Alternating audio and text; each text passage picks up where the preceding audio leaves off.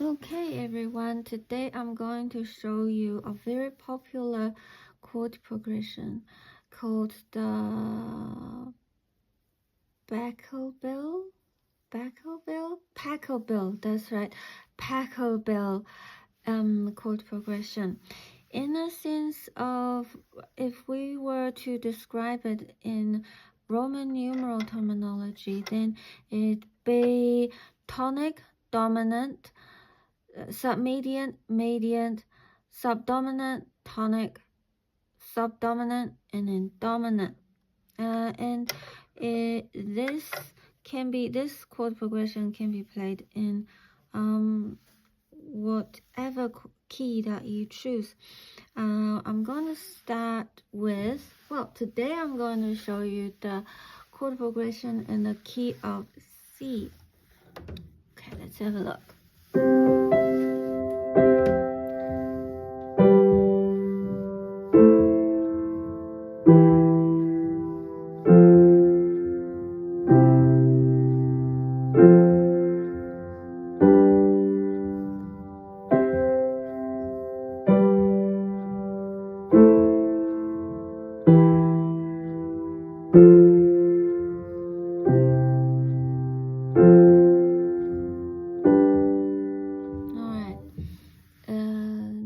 Next, we're going to have a look at how we can play this chord progression without your right hand jumping around. If we play the chord progression all in root position, it looks like this.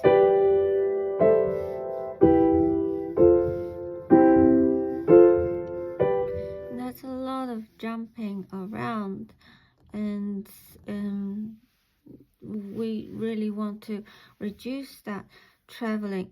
So I'll show you a version of a very commonly used version to reduce that traveling.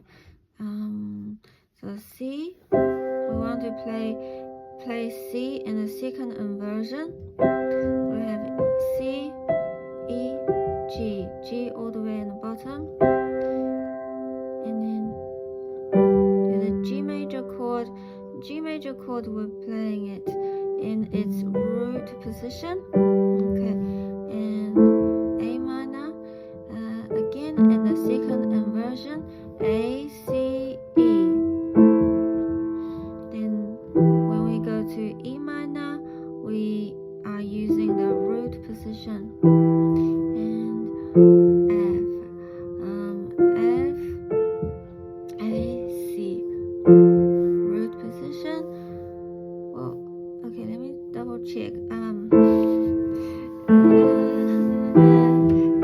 Oh no, F, we actually want to play it again in the second inversion. Okay, F, A, C, and C, C in the root position. And back to F, that's the second inversion. G, back to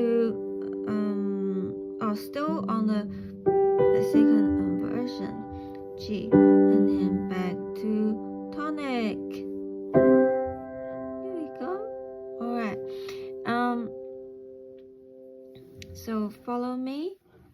Well, I'll play it in 2/4.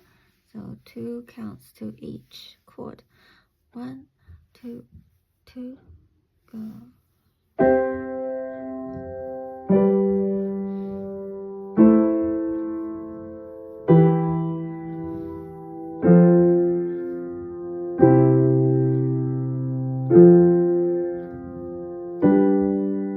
One more time.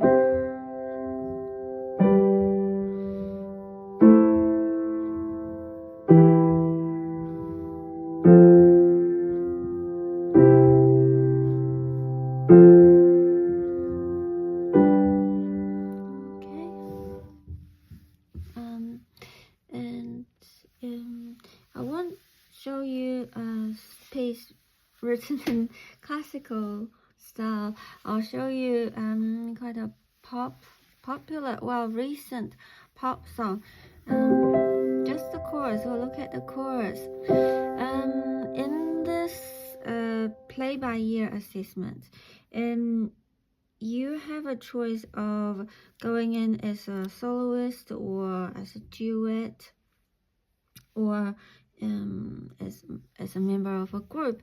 So depending on the setup of your group or whatever, you can decide how you want to present your song.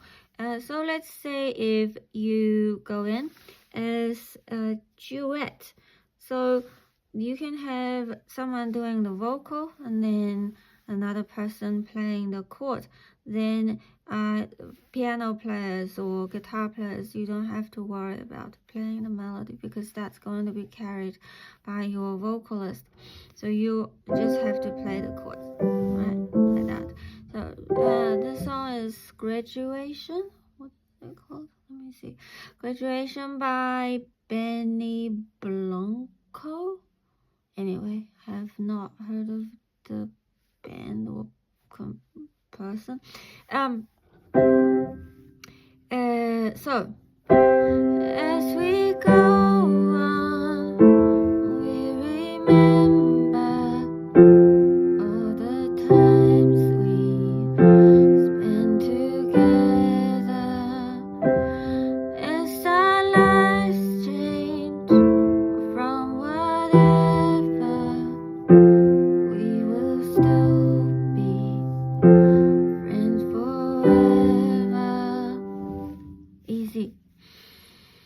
If you are going in as a soloist, guitars, I'm not sure how you do this because I'm not a guitarist. I might ask some of my guitar players in the senior classes how to do this. But for piano players, you would normally just carry out your melody on your right hand while filling in some bass notes and some in the middle on sort of your inner layer, which is these couple of fingers on your right hand, you'd play the chords. Because we are going to look more into the melody very, very shortly, so I'm just going to touch base on this element, on this aspect of songwriting. The songs. Okay. Often your songs, when you're writing the melody, the melodic notes are picked from your chordal notes. So if we have a look at our first phrase, okay, in the first phrase we have C, G, A minor, E. I'm jumping around a little bit for a reason. See, in the first chord you have C, E, and G, right? And in the second chord you have G, B, and D. And your melody notes, let's look into the melody notes.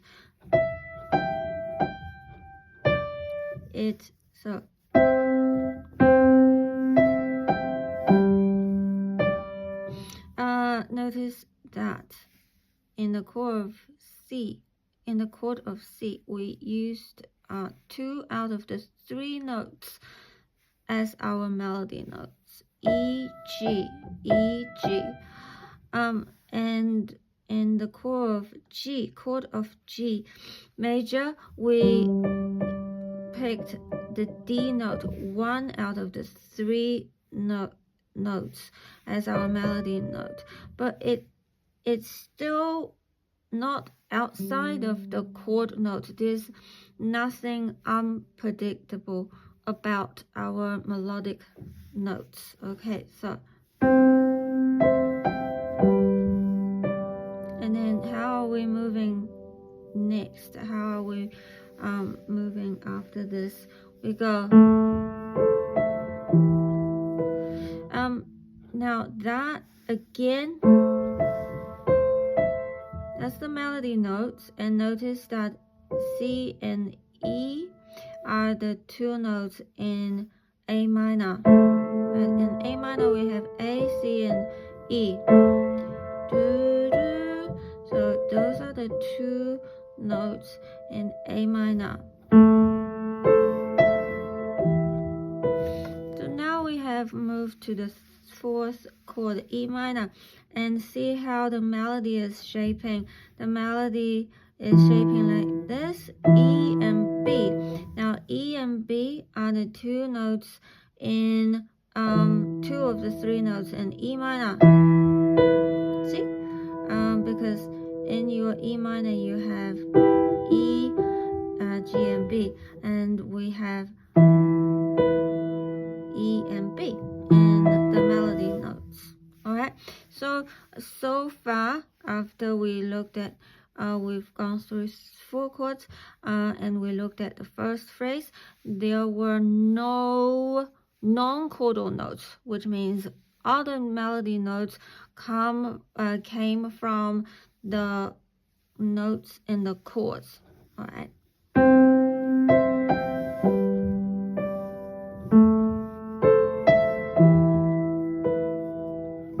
And without any surprises, here we go. The next two notes in the melody is they came from the chord F. Right? And all the times next one, C and G. Again, they are two of the three notes in C.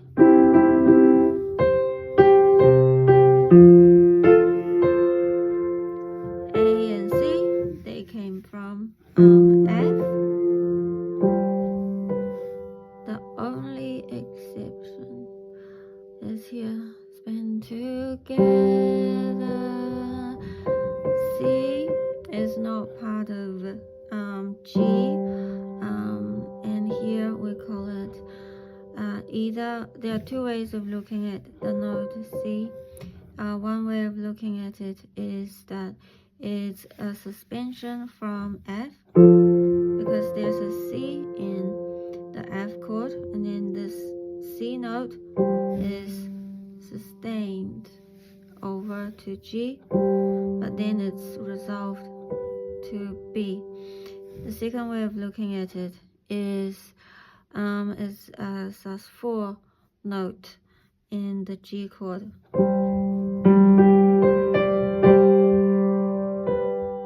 Okay, that's the F.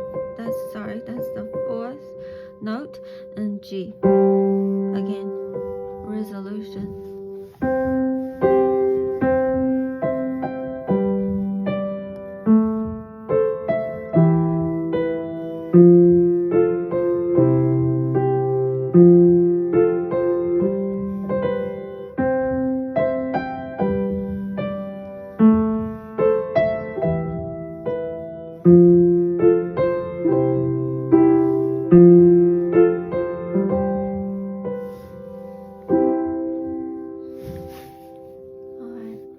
So there you go.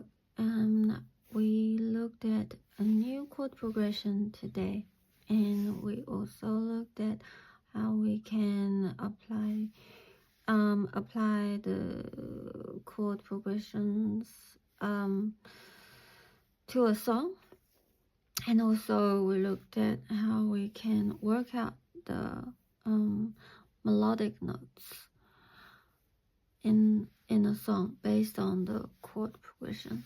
Okay, so I hope you enjoy your practice, and all the best with your play by ear assessment, everyone. Oops.